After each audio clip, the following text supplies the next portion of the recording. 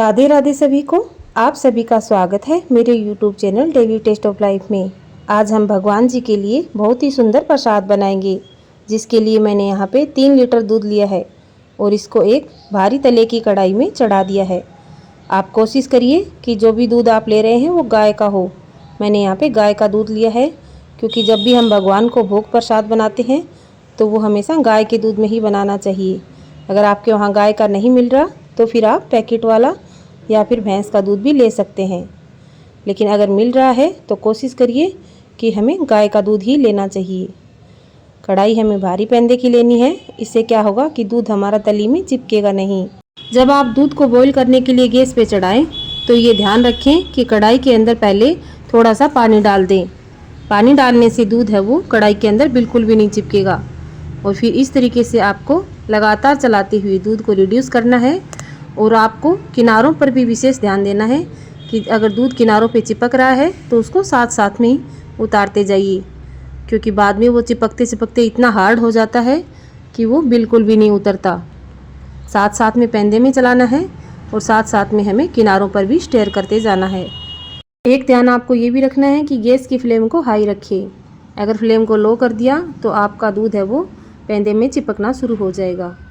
देखिए, चलाते हुए मुझे 2 से ढाई घंटे हो गए हैं और कितना बढ़िया हमारा मावा निकल के तैयार हो चुका है। ना ही पैंदे में चिपका है और ना ही किनारों पर। अब हम इसमें 1 छोटी चम्मच कुटी हुई इलायची डाल देंगे। पिसी हुई इलायची का पाउडर अब मावे में डालना बहुत ही ज़रूरी है, क्योंकि हम मथुरा के पेड़े बना रहे हैं और पेड़े के अंदर इलायची का टेस्ट आना बहुत ही अच्छा लगता है।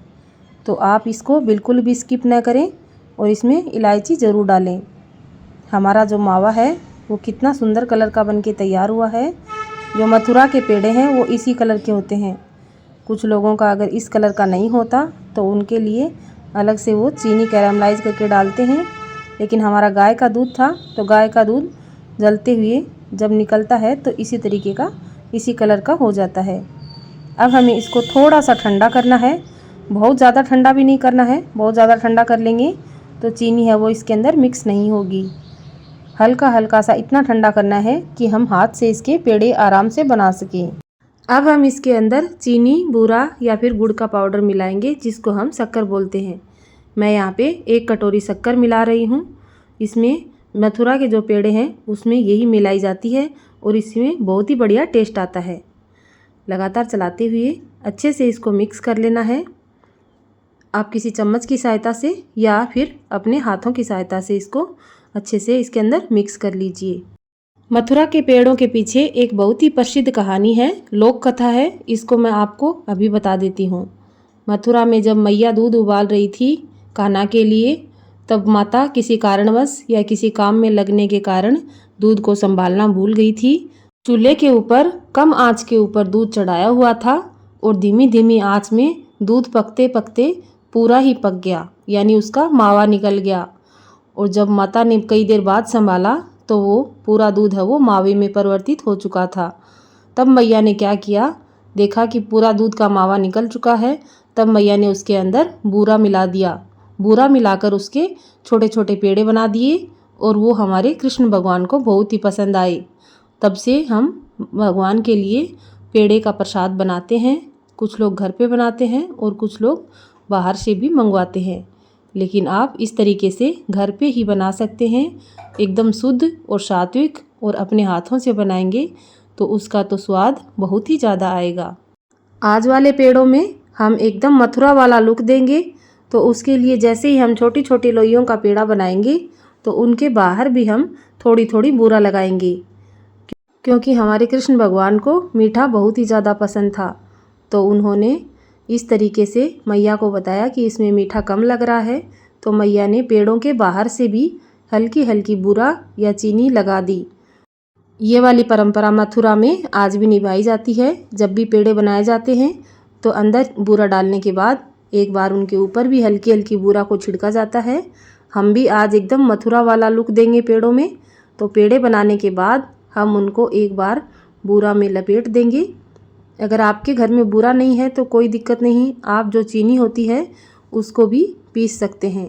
पीसने के बाद वो एकदम बूरा वाला ही लुक देगी। आप हमारे वाले मावे की कंसिस्टेंसी देख लीजिए, तोड़ने पे ये कितना सॉफ्ट है और मुंह में जाने पे ये बिल्कुल भी जिसमें चीड़ापन आता है पेड़ों में, वो इसमें बिल्कुल भी नहीं आएगा, क्योंकि दूध को हमने फुल फ्लेम पे उबाला है और ये गाय का दूध है, इसलिए इसमें सॉफ्टनेस है वो अपने आप आ जाएगी और ये पेड़े इतने सॉफ्ट बनेंगे कि मुंह में लेते ही घुल जाएंगे। बराबर बराबर मात्रा में हमने लोइयाँ तोड़ ली हैं। अब हम अपनी पसंद के आकार के पेड़े बनाएंगे। आप अपनी पसंद के आकार दे सकते हैं। कुछ लोग लंबे बनाते हैं, कुछ गोल पेड़े बनाते हैं और कुछ लोग इनको और भी सुंदर डिज़ाइन देते हैं। मेरी माँ ऐसे पेड़े बनाती थी तो उसमें ऐसे 2 उंगलियां लगा के रख देती थी और वो बहुत ही सुंदर लगते थे हमको। ये मथुरा वाले पेड़े हैं तो इनमें देखिए जैसे मथुरा के पेड़े आते हैं बिल्कुल गोल मटोल, वही लुक देंगे। आज हमने जो पेड़े बनाए हैं उनमें हमने कोई भी प्रिजर्वेटिव नहीं डाला है, फिर भी इनकी सेल्फ लाइफ बहुत ही ज़्यादा है। आप इनको बनाकर महीनों तक स्टोर कर सकते हैं फ्रिज में रखकर। बाहर भी आप इनको 15 से 20 दिन के लिए रखेंगे तो ये बिल्कुल भी ख़राब नहीं होंगे। लेकिन मेरी गारंटी है कि आप इतने दिनों तक नहीं चला पाएंगे, क्योंकि ये बहुत ही स्वादिष्ट बनते हैं। अगर आपने एक पेड़ा भी मुंह में रखा है टेस्ट करने के लिए तो आप 2 से 3 पेड़े खाए बिना नहीं रह पाएंगे। ये वाले पेड़े हमने जो बनाए हैं ये अगर आप मार्केट में लेने जाएंगे तो आपको ये 600 या 700 रुपये किलो में के हिसाब से मिलेंगे। लेकिन ये आप देख पा रहे हैं हमने ये सिर्फ 3 लीटर दूध में बनाए हैं, तो आप अंदाज़ा लगा लीजिए कि हमने 3 गुना कम दाम में अपने घर पे ही पेड़े बना लिए हैं। और ये एक तसल्ली के साथ बनाए हैं कि ये बहुत ही स्वादिष्ट और बिना किसी केमिकल के बहुत ही बढ़िया मिठाई हमारे घर पे बनके तैयार हो गई है। तो नेक्स्ट टाइम जब भी कोई त्यौहार आए या फिर जब भी कोई फेस्टिवल हो, बच्चों का बर्थडे हो, तो इस तरीके से आप अपने घर पे ही बहुत ही स्वादिष्ट मिठाई बनाकर तैयार कर लीजिए। तो अगर अभी तक आपने मेरा चैनल सब्सक्राइब नहीं किया है तो आप मेरा चैनल सब्सक्राइब कर लीजिए, ताकि आप लोगों के पास इसी तरीके की नई नई मिठाइयों की रेसिपीज़ पहुंचती रहें। एक और पेड़ा बहुत ही फेमस है, धारवाड़ का पेड़ा और एक केसर पेड़ा। आपको उन दोनों में से कौन से पेड़े की रेसिपी जाननी है वो मुझे कमेंट सेक्शन में कमेंट करके लिखिए। तो नेक्स्ट वीडियो में आप लोगों के लिए मैं वो वाली रेसिपी ज़रूर लेके आऊँगी। और अदर कोई मिठाई या स्वीट्स की रेसिपी आपको जाननी है तो भी आप मुझे कमेंट कर सकते हैं। मैं आप लोगों के लिए वो रेसिपी तुरंत ही लेके आने की कोशिश करूँगी। जितना भी मावा मैंने आज बनाया है सारे मावे की मैंने गोल गोल लोइयाँ बनाकर इस बूरा में डाल ली हैं और अब बूरा अच्छे से लपेटते हुए हम इसको दूसरे बर्तन में निकाल लेंगे और इनको थोड़ा सा ठंडा होने देंगे, ताकि ये जो बूरा हमने लगाई है वो इनके ऊपर और भी बढ़िया से सेट हो सके। इस तरीके से एक बार आप हाथों से ही उछाल लीजिए तो जितनी भी एक्स्ट्रा बूरा लगी है वो इस बूरा वाली थाली में ही रह जाएगी और जो दूसरी थाली में डाल रहे हैं वो पेड़े बहुत ही सुंदर दिखेंगे। अगर आप गणेश चतुर्थी पर या फिर ये गणेश जी की जो पूजा के 10-11 दिन होते हैं उनमें अगर आप इन पेड़ों को बना रहे हैं तो आप मोदक वाले मोल्ड में डालकर इसी पॉइंट पे इनके मोदक भी बना सकते हैं। वो अपने घर पे ही तैयार किए हुए मावे के मोदक हो जाएंगे। अगर आपको उनकी रेसिपी जाननी है तो मुझे कमेंट करिए, मैं आप लोगों के लिए मावे के मोदक कैसे बनाते हैं उसकी भी रेसिपी ज़रूर लेके आऊँगी।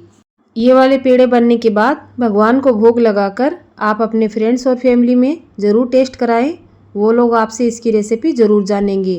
पहले तो सबको विश्वास ही नहीं होगा कि इतनी सुंदर इतनी परफेक्ट मिठाई घर पर भी तैयार हो सकती है, लेकिन आप जब उनको ये वीडियो दिखाएंगे तब उनको विश्वास भी होगा और वो अपने घर पे ज़रूर इसकी रेसिपी ट्राई करेंगे और फिर आप लोगों को भी ज़रूर खिलाएंगे। तो एक बार अपने घर पे बनाकर मुझे फीडबैक ज़रूर दें कि आपके पेड़े हैं वो कैसे बने और इस तरीके से आपने बनाए तो उनके टेस्ट में क्या फ़र्क आया, जो आप पहले बनाते थे उनसे ज़्यादा अच्छे बने या फिर कैसे बने।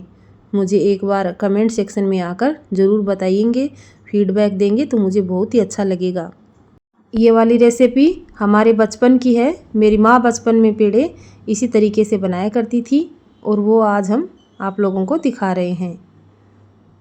अब आप चाहें तो इसी तरीके से इनको टेढ़ा मेढ़ा भी रख सकते हैं, या अगर आप इनको थोड़ा सा इस तरीके से अंगूठे से दबाते हुए आकार देंगे तो ये और भी ज़्यादा सुंदर लगेंगे। इसी तरीके का आकार देते हुए मैंने सारे पेड़े बना लिए हैं। अब आप इनको ओवरनाइट के लिए या 5 से 7 घंटे के लिए सेट होने के लिए रख दें। इसके बाद आप दूसरे दिन का टेक्सचर देख लीजिए, इनमें कितना बढ़िया टेक्सचर आया है। ये देखिए, इस थाली को मैंने ऐसे ही ओवरनाइट के लिए दूसरी थाली से कवर करके रख दिया था। अब आप इसका टेक्सचर देख लीजिए, कितना बढ़िया टेक्सचर आया है और ये सुपर सॉफ्ट मुंह में घुल जाने वाले पेड़े तैयार हैं। अगर आज वाली रेसिपी आप लोगों को पसंद आई है तो अपने फ्रेंड्स और फैमिली में शेयर कर दीजिए और मेरे चैनल को सब्सक्राइब कर लीजिए। और हाँ, बेल आइकन ज़रूर प्रेस कर लें। यहाँ तक की वीडियो देखने के लिए आप सभी का बहुत बहुत धन्यवाद।